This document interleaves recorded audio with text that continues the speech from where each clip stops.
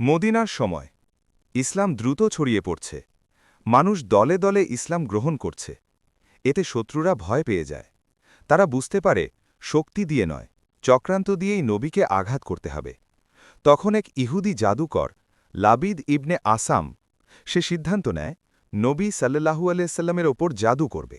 ভাবুন, যে মানুষটি ছিলেন আল্লাহর সবচেয়ে প্রিয় বান্দা, যিনি ছিলেন বিশ্বজগতের রহমত, সেই মহান নবী মোহাম্মদ সাল্লাল্লাহু আলাইহি ওয়াসাল্লামের উপরও করা হয়েছিল জাদু। কিন্তু কেন?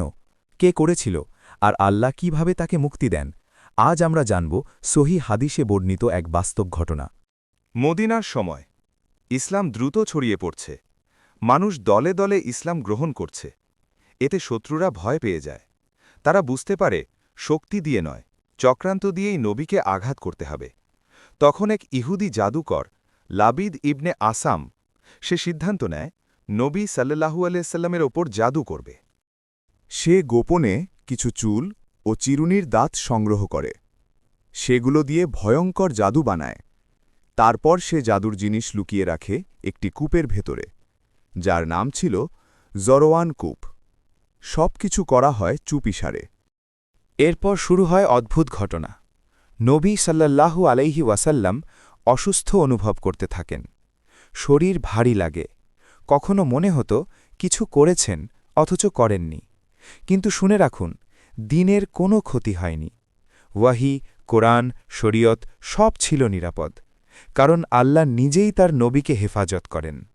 একদিন নবী সাল্লাল্লাহু আলাইহি ওয়াসাল্লাম স্বপ্ন দেখলেন।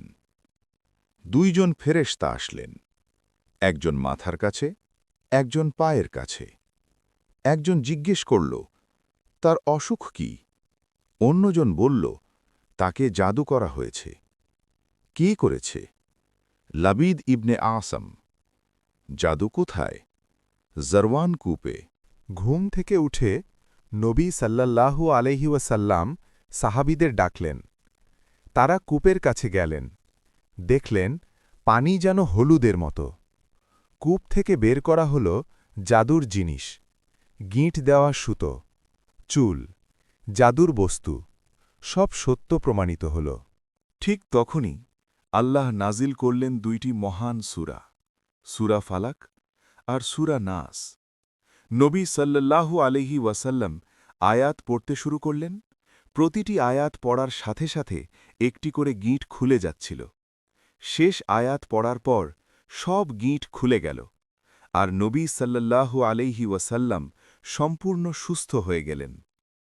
এই ঘটনার শিক্ষা কি? জাদু সত্য, কিন্তু আল্লাহর ক্ষমতার সামনে কিছুই না। নবীকেও পরীক্ষা করা হয়েছে, তাহলে আমরা কে? ভয় নয়, আল্লাহর ওপর ভরসা করুন। নিয়মিত পড়ুন সূরা ফালাক, সূরা নাস, কারণ এগুলোই অশুভের বিরুদ্ধে আল্লাহর ঢাল। শেষ কথা, মনে রাখবেন, কেউ যদি ক্ষতি করতে চায় সে পারবে না যদি আল্লাহ না চান, আর আল্লাহ যদি রক্ষা করেন সারা দুনিয়া মিলে ক্ষতি করতে পারবে না। আল্লাহ আমাদের সবাইকে জাদু, বদনজর ও শয়তানের কুমন্ত্রণা থেকে হেফাজত করুন। আমিন।